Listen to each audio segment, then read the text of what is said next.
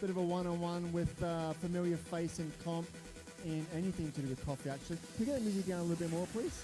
I'm going to start busting out a move in a second otherwise. So we've got Angus Mackie here. And what I want to do is going to go through a little bit about your competitive nature, a little bit about how you got into comps, got into coffee, and then we'll just talk through, I suppose, a bit of your life experiences. So we'll start with the opening one. Where did you start with your, well, firstly, better just quickly introduce yourself, who you work for those people who don't know it. Yes, I work at, is that on? Is this? Let's try again. We are on. There we are. Hi. All right, yeah, so I work at Nucleus Coffee Stores now, like the side arm of Honour. Yep. Started at Honour back in the day, Yep. and then now doing the equipment. So now you do all the fun little toys that we all get to play with if you're lucky enough. Uh-huh. Great. So tell me how you got into coffee and your bit of your journey in the industry. As quick as you can.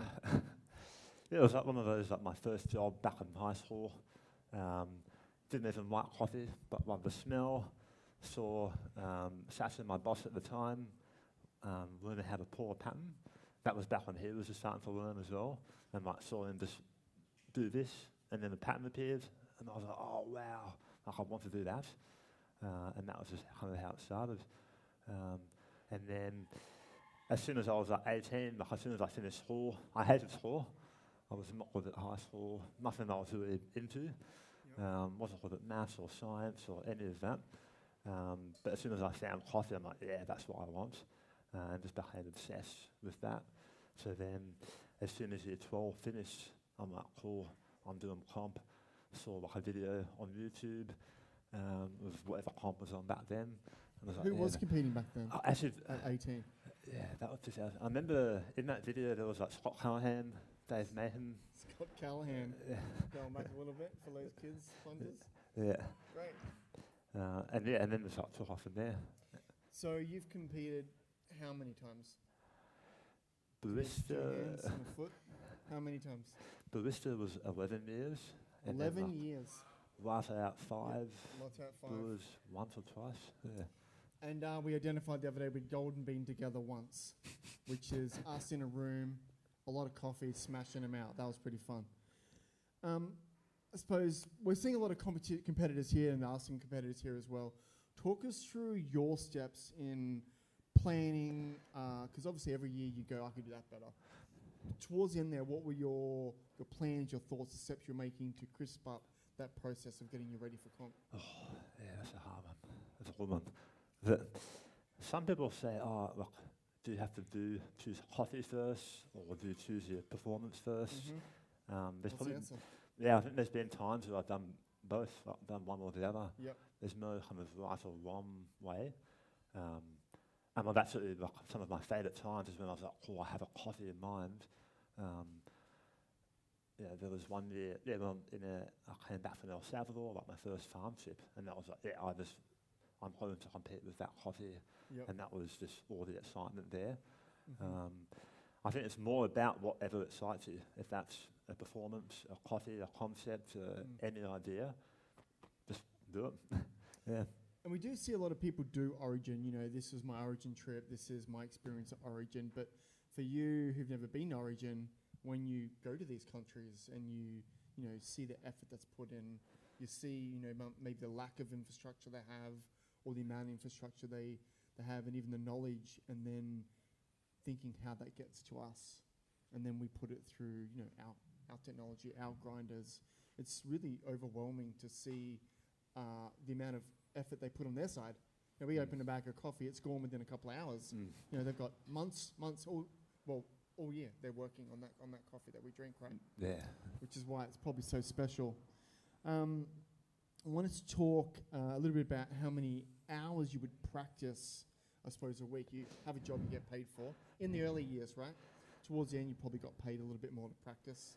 Slip in the afternoon and do a bit. But, how often or how long did you specifically practice on that? Because I think there is a difference between making coffee and comp coffee. Yeah. Yeah? Yeah. Months. Yeah, like I think certainly before nationals, probably anywhere from like 3 months, kind of training quite hard. We always try and have like a bit of a goal of do your first run through by 1 month before the comp, because your first run through won't be good. There'll be lots of stuff to work on, but if you just jump out in the deep end, do it in front of some people, work out all the problems, and then like refine it from there, kind of like rip off the band-aid, and then you have a month to really like refine whatever you want to do. I'm never worried about the time limit in that first run through. It's just if it takes half an hour, set all the ideas out there, and then choose what ideas work, and then just practice to do it in time. And then probably hours like, easily like, like 40, 50, 60 hours a week for quite a while. Sometimes maybe that was a bit too much. Like I look back, I think in my last year, competing last year, I maybe had kind of climbed up a little bit and was smarter with my hours. And I think just realised quality is probably better than quantity. So I think in the last year maybe I was doing like 50 hours after besides work. That's so much coffee making. Yeah, and so much like doing the speech, painting boards, doing menus, all the stuff. All the small things, because you're controlling like one experience for 4 people, right? Well, 6 people if you include the tech judge and head barista. And every detail. Sorry? I probably learned how to paint because of barista comp. Never painted before, or cooked. Back in the day, like doing the signature beverage, it was like the first time I had to cook something. When I was like 18, I didn't know how to cook food. So but you could make a signature beverage for a competition. As long as you had to drink Kool-Aid, that was pretty good. You're good to go. You put in something. And from I suppose, a judge feedback position, I think that's probably, for me, having been a judge and a barista competitor as well, that feels like the most daunting thing, to get that piece of paper back and read it. How do you process that? Like, I mean, having done both as well. Talk me through that. Yeah, I think what's nice, it's a good chance just to be honest with yourself. I remember for some time in the head, the judges want this person to win, and they don't want this person to win. So you see like a score that's low, you're like, that's the judges. And then I've realised over time, like judging backstage and seeing how it all works, I'm like, no, like, not at all. It's not, especially in Australia, we have such good judges and the way that they're calibrated. There's no chance to really be biased like that. So I think like now, when I start to see my score sheets in the last 2 years, it's like, cool, that's what I scored. Awesome. I almost didn't try and overcomplicate it too much. It's quite obvious whatever the low number was on the score sheet. Like, that's where I can improve on. And just take it as a chance to just be better. I think, and like with comp, every year I learn something. 11 years barista, probably 15 or 16 years all up. I always learn more about coffee, more about myself, more about other stuff. So it's like the score sheets are an awesome chance. It's like, cool, where can I learn more? Yeah. That's great. That's great insight. I think, and most of the judges, like they want the competitors to do well, and so all they're able to do is like do an honest answer. So, yeah. It's a bit harder now, everybody. So it's like, can't slag on them when you're best friends, right? I do want to discuss, a few years ago you had some illness, some cancer, which took your ability to taste. And most other people at that stage would move away from the industry, considering, most of what we do is taste. But this inspirational young gentleman did not do that. Can you talk us through what you did instead and how you developed an ability to still make sensational coffee, please? Yeah, well, after the operation, I lost more than half my tongue, and then the radiation happened. There's no known if your taste will come back, and the doctors kind of say to you that your chances are either no taste at all, it might come back in 2 years or 5 years, or it might come back completely different. So I'm like, cool, I don't know what happens, but I was like, I don't want to give up my coffee and my career that I love. So I'm like, cool, I don't have this, but I have this. So I kind of work to train and evaluate coffee just using my nose. Because at that time I had no idea if I'd ever have my sense of taste.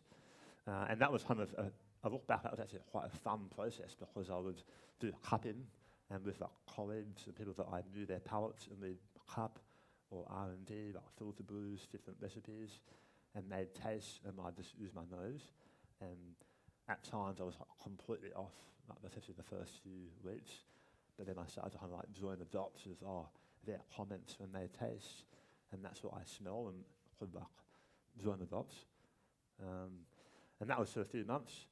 But then eventually, like, the sense of taste did start to come back, which is like the best moment ever. Let's just stop and talk about. We talked about this yesterday. We're talking about how the day you remember you got your taste back. I sort of assumed it might have been incremental, and then one day like, oh man, that sounds really good. But no, you actually said that you remember the day that you got your taste back. And it was like, it was. I was at home, and by that side, I couldn't eat food yet, but you were having like this hospital formula as like your nutrition and your drink it. And like, it would taste nothing beforehand. Like, I once tried to have milk and water, and there was like no difference. So I was like, having these formulas, and just what I had, like, took one day. It's like, there's a bit of sweetness, and I was like, and I was like, wow, like there's something there. It was probably like 1%, but that for me was like that moment. Was like, cool. If there's something there, that means it's going to come back. So that was like the happiest moment. It's like, like, cool.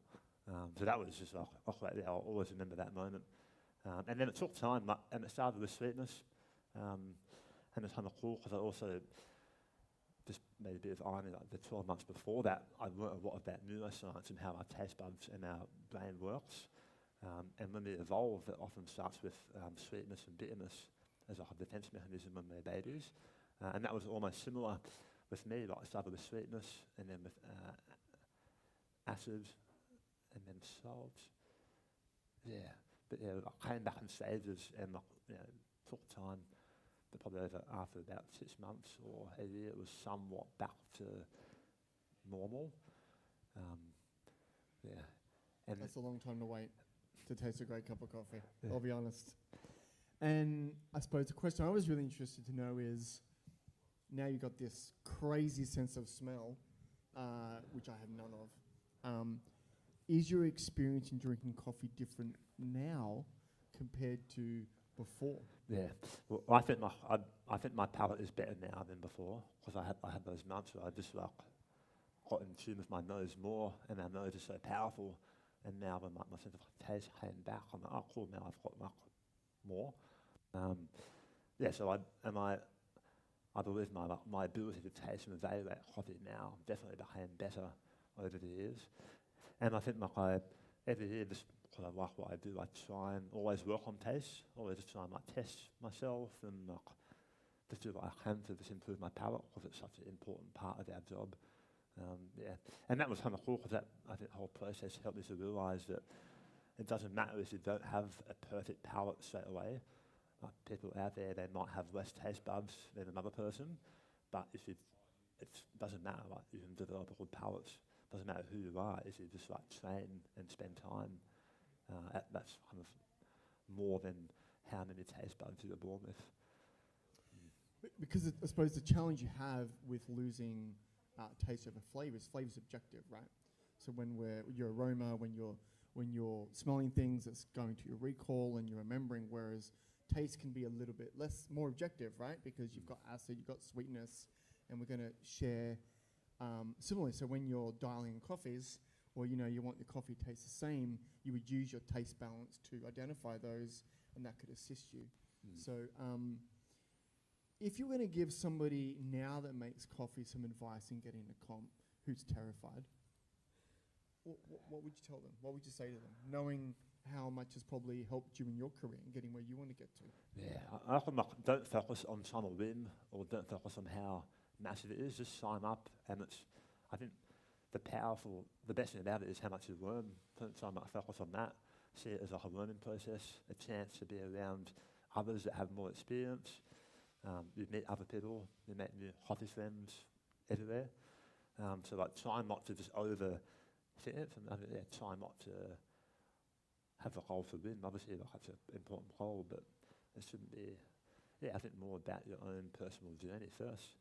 Yeah, and yeah, it's like you learn so much. So just like do that and don't try and overcomplicate it too much. Just jump in. And I mean, we're going to see you in cup tasters in a second, so we'll be able to see you do. I mean, no pressure. What's next after that? Like when you think you've competed, you did really well. You've judged, you've done really well. Like, what are maybe some other areas that you think you want to work on? Obviously, you're doing a lot of stuff in tech now, which is really great. Can we see some of that coming back? Will we see you on the barista stage again, maybe sometime soon? Nearly. What in that area, when you say when you keep working, developing things, do you think there's something on the tech side of you that you can help people work on in your experience? What's the answer? So like you got a unique experience with taste that other people don't. Is there something that maybe you think that in the tech and where you're working that you think that you could is missing, I suppose? Because taste is hard. Anybody that is a barista and wants to learn taste is hard. It's not easy. Going down the back there, barista judge, like it takes forever to not only understand taste, but to be able to talk about it, right? Be able to articulate in a way that is helpful.